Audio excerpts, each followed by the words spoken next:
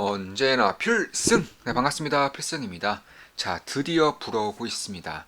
바이오 제약을 향한 그런 바람이, 폭풍이 불어오고 있다라고 보고 있습니다. 사실 저는 공매도 금지에 앞서서 혹은 공매도 금지 이후에 주구장창 말씀드리고 있어요. 테마주 장세가 다시 한번 불 것이다.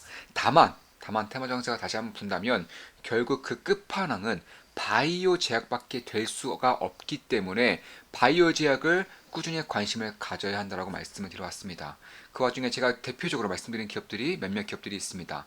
오늘 말씀드릴 삼천당 제약이라던가 혹은 유한 양행도 마찬가지고 오스코텍도 마찬가지, 메지온도 마찬가지죠. 제가 언급해드린 기업들 모두가 전부 다가 괜찮은 주가를 보이고 있는 와중에 오늘 분석해드릴 기업은 삼천당 제약이에요. 일단 최근 들어서 굉장히 강력한 수급이 들어오고 있는 것이 느껴지고 있습니다. 일단 간단하게나마 좀 살펴보더라도 지금 보시면 지지 라인이 확고하죠. 이 라인을 기준으로 지지 라인이 확고하게 잡혀 있는 와중에 급작스럽게 수급이 들어오면서 이런 식으로 상승이 보이고 있고요. 마침내 저항 라인까지 닿아 있는 그런 모습입니다. 여기서 만약에 돌파를 한다거나 혹은 이런 식으로 가더라도 이 저항 라인을 기준으로 본다면 훨씬 더 명확하게 흐름을 볼 수 있을 것이라고 보고 있고요. 일단 저항 라인은 제가 따로 설정한 이제 라인이라고 보시면 되겠고요. 당연히 우리 멤버가 되신다면은 당연히 제가 알려드리고 있습니다.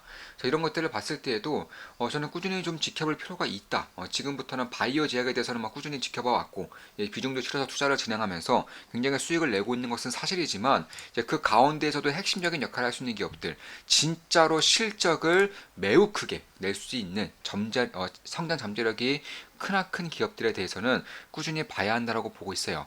일단 삼천당 제약은 제가 꾸준하게 말씀드렸다시피 기본적 분석에 대해서는 다 말씀드렸어요. 지금 보시면 이런 식으로 대략 한 달 전에도 77,700원대에서 말씀드렸죠. 테마주 장세가 시작되었습니다. 바이오 제약 급등 열차 출발합니다. 실적 30회 떡상할 유일한 기업 삼천당 제약. 저는 실적이 30배 이상 상승할 수 있는 기업으로 삼천당 제약을 말씀드렸죠. 한 번 더 분석해드렸습니다. 대략 한 3주 전쯤에 분석해드렸죠. 74,000원대에서 분석해드렸습니다. 실적 30배 폭등을 단 한 종목. 2024년은 바이오 제약의 해입니다. 제가 대놓고 말씀드렸어요. 사실 공매도가 다시 한 번 더 금지가 되면서 테마주 장세가 불 거라는 것은 알 수 있는 사실이었고요. 다만 그 중에서 어떤 테마가 불 것이냐 한다면 결국 테마 장세가 길어지면 길어질수록 그 끝판왕급에 있는 마지막 단계에 있는 결국 내러티브의 끝판왕, 꿈의 끝판왕, 세컨드 라이프의 끝판왕이라고 할 수 있는 바이오 제약에 대해서는 반드시 관심을 가져야 한다고 말씀드리고 있습니다. 13조 매출 시장 장악 삼천당 제약. 참고로 삼천당 제약이 바이오 시뮬러를 내세웠죠. 인선 3상은 당연히 통과를 했고요. 참고로 이 아일리아라는 이제 황반변성 그런 치료제라고 보시면 되겠는데 이 아일리아 하나가 매출액이 12조 원이 넘어요. 네, 어떤 항암제보다도 더 큰 매출액, 더 큰 시장 규모를 가지고 있다라고 생각하시면 되겠습니다.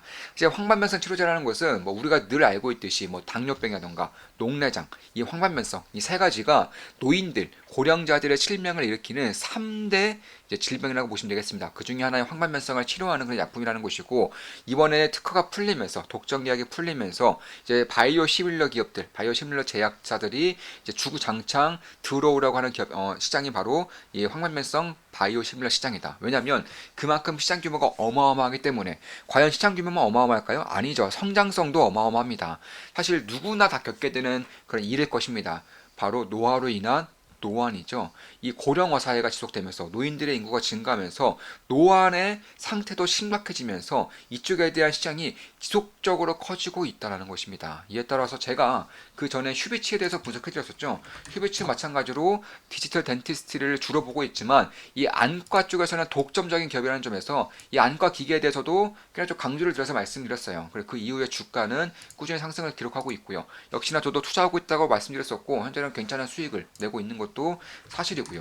따라서 이번에도 보시면 이 안과 쪽, 이 눈 고령화와 관련된 고령화가 되면서 필속으로 겪을 수밖에 없는 전 인구가 거의 대부분의 인구가 필속으로 겪을 수밖에 없는 일들에 대해서는 꾸준히 관심을 가져야겠다. 이렇게 보고 있는 것이고 사실 그런 바이오 시밀러 업체들이 많은데 이 아일리아의 제2의 아일리아가 되고자 하는 그런 제품들이 많은데 과연 삼천당 제약이 될 수 있을 것인가에 대해서는 제가 결론부터 말씀드릴게요. 일단 유럽과 독점 계약 맺었고요. 캐나다와도 독점 계약 맺었습니다. 사실 이런 것만 보더라도 제가 봤을 때는 분명한 좀 시그널이 될 수 있다 이렇게 보고 있습니다. 참고로 캐나다와의 계약에서는 기존에는 8천억 정도, 네, 캐나다는 계약에서는 0.8조 원 정도의 계약이 이루어질 것이라고 밝혔었는데 막상 까고 나니까 2조 원대, 2조 원 독점 계약이 이루어졌어요. 캐나다의 제1 제약사가 이루어진 것이고 유럽과도 독점 계약이 이루어졌고요. 일본과도 계약이 이루어졌습니다. 이제 남은 것은 뭐 일본의 허가라던가 미국과의 계약 이 정도만 남은 것인데 그만큼 3천당 제약이 바이오시밀러 쪽에서는 가장 앞서가고 있는 것이고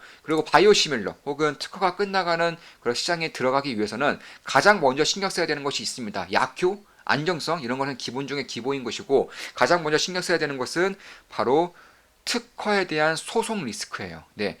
아무리 특허가 끝났다고 해도 그 기존에 있었던 오리지널 약을 전부 다 베껴와서는 안 돼요. 특허를 내세운 것이면 그 어느 정도 피해가는 그러니까 약품의 특허가 끝났더라도 예를 들어서 뭐 제형이라던가 혹은 첨가지라던가 아니면 투여 방법 이런 것들까지 전부 다 베껴서는 안 되는 겁니다.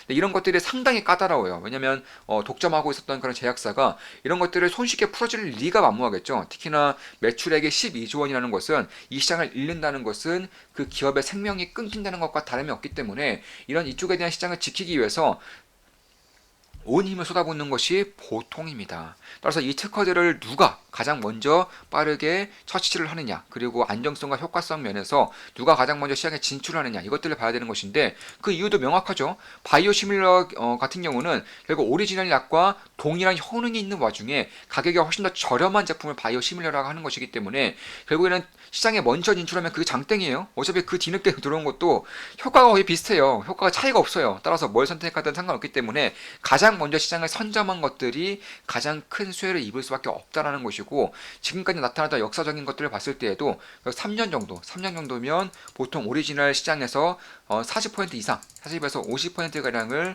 바이오시밀러 시장이 먹는다. 이 중에서 그 어떤 제품이 먹느냐?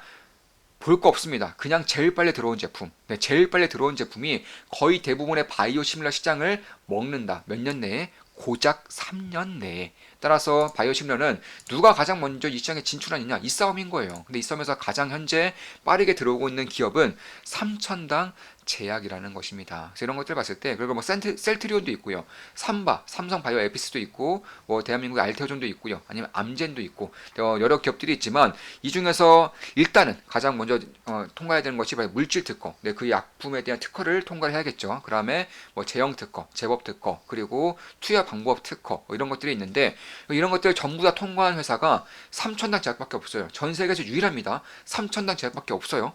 임상 3상까지 완료한 기업들은 몇 개 기업이 있는데 이 중에서 특허들을 전부 다 통과한 기업들은 없고요. 심지어 셀트리온, 삼성 바이오에피스 이런 기업들은 소송당했어요. 특허 침해로 인해서 소송까지 당한 상황이기 때문에 그런 것들이 왔을 때에는 결국 다른 기업들이 특허 때문에 발이 묶여있을 때 3천당 제약만이 도약할 수 있는 내년부터 본격적인 실적을 낼 수 있는 그 첫 번째가 될 것이라고 보고 있는 것이고 참고로 보통 1년 내에 대략 한 20% 가까이 점유율이 차지하는데 12조 원에서 12조 원 시장에서 20%만 되더라도 이건 뭐 2조 원이 넘는 시장이에요. 2.4조 원 되기 때문에 이건 뭐 엄청난 시장이 열린다고 보시면 되겠습니다. 참고로 지금 보시면 일단 3천당 제약의 그런 시가총액이 대략 한 1.8조 원이고요. 현재 기준으로 1.8조 원 정도 되는 것이고 그리고 실적이 지금 보시면 적자는 아니에요. 적자는 않은 기업에서 여기서 30배 정도 제가 올라올 수 있다고 말씀드리는 것도 사실 굉장히 보수적인 수치를 말씀드리는 거예요. 3천억 정도라면은 대략 한 3,500억 정도 되는 것인데 이 정도는 뭐 충분히 가능하다. 왜냐면 1년 내 2.4조 원 정도만 낸다면 결국 여기서 영업이익률이 50%만 가져간더라도 1.2조 원의 실적이 다 가능한 것이고 물론 굉장히 보수적으로 정말 너무너무 보수적으로 봤을 때 10%만 차지한다고 하더라도 1.2조 원 정도 시작인 것이고 여기서 영업이익률 50%면은 6천억 그리고 여기서 뭐 이것저것 다 떼고 그리고 파트너사한테 뭐 떼주고 이래가지고 결국 50%만 가져간다 하더라도 3천억 정도는 낼 수 있기 때문에 제가 3천억 정도를 말씀드리고 있는 겁니다. 언제? 불과 1년 뒤부터는 가능해지는 수치다.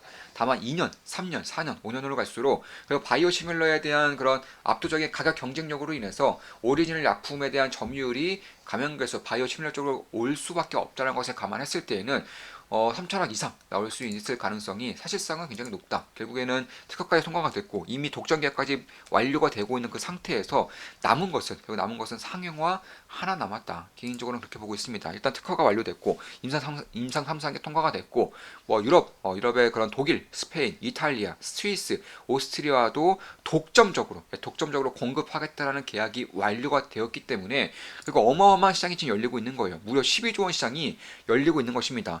가면 갈수록 고령화라던가 혹은 노안에 대한 그런 이슈가 제기되면 제기될수록 혹은 신흥국 시장도 이 노안으로 인한 문제점들이 커지면 커질수록 12조 13조, 14조, 15조 이런 식으로 오를 수 있는 시장이 바로 안구 질환 시장이기 때문에 그런 것들을 봤을 때 결국 이 특허들을 전부 다 통과하고 그리고 독점 계약까지 이미 하고 있는 3천당 제약이 굉장히 빠르게 올라오고 있다. 그리고 일본 같은 경우도 1.5조 원 정도가 계약이 됐고요. 그리고 캐나다는 2조 원 이상이 계약이 된 것이고 유럽도 뭐 이번에 밝혀지고 있는 것들은 3조 원 이상. 미국은 아직은 계약이 나진 않았지만 미국이 만약에 난다고 했을 때 캐나다가 이미 났기 때문에 그리고 북미 쪽에서 미국도 난다고 한다면 최소 4조에서 5조 원 이상이 이제 나고 시장 규모가 그 정도로 밝혀지고 있기 때문에 그런 것들을 봤을 때 결국 PER 10 정도만 봤더라도 혹은 PER 15 정도만 봤더라도 이 3천당 제약의 가치가 어디까지 오를 것인지에 대해서는 저는 굉장히 설렐 수밖에 없다라고 말씀드릴 수가 있습니다. 특히 제 모든 영상은 매수 매도 추천 리딩 절대 아닌 거 다들 알고 계시죠? 참고하시면 되겠습니다.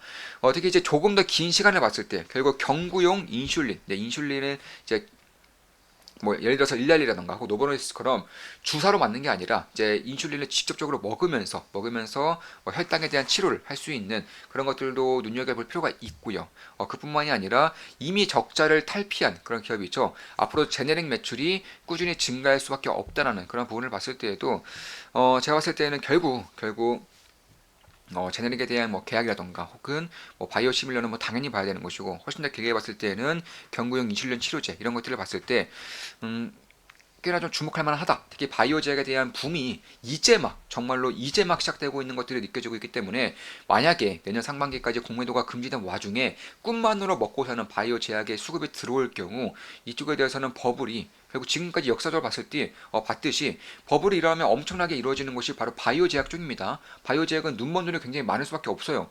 왜냐면 실적이 없어서. 다만 꿈으로 봤을 때에는 그 매출액에 대한 펌핑도가 어마어마하기 때문에 그런 것이고 특히 지금까지는 꿈만으로도 기대감만으로 살아왔던 바이오 제약이라면 대한민국 바이오 제약이라면 내년부터는 실질적으로 성과를 낼 수 있는 기업들이 몇몇 기업들이 제 눈에는 보이고 있어요. 제 눈에는 가능성이 상당히 높고 잠재력이 매우 큰 기업들이 몇몇 기업들이 보이고 있습니다. 그래서 그런 부분들을 차근차근 제가 텔레그램 방에서 좋은만 기쁨도 하게 그럼 필사단 방에서도 꾸준하게 말씀드리고 있는 것이고 아마 우리 멤버분들도 이쪽에 대해서는 굉장히 도가 세쳤을 거예요. 제가 정말 꾸준하게 말씀드리는 부분이고 투자도 역시나 진행하고 있고 비중도 상당히 큽니다. 바이오제약의 비중도 상당히 크기 때문에 이런 부분들을 좀 지켜볼 만하지 않을까 이렇게 보고 있는 것입니다. 다들 아시죠? 필승 구독, 알림 설정, 좋아요는 여러분들께 돈이 됩니다. 네, 필사단 멤버 모집하고 있습니다. 딱 2명 남았고요. 선착순 2명 모집하고 마감 지을 겁니다. 제가 알고 있는 모든 것들을 직접적으로 도제식으로 알려드리고 있기 때문에 아마 1년 정도가 지나면 몰라보게 성장한 자신의 모습을 발견하실 수가 있을 겁니다. 다음에도 좋은 분석, 좋은 기업 분석으로 찾아뵙겠습니다. 필승이었습니다. 필승!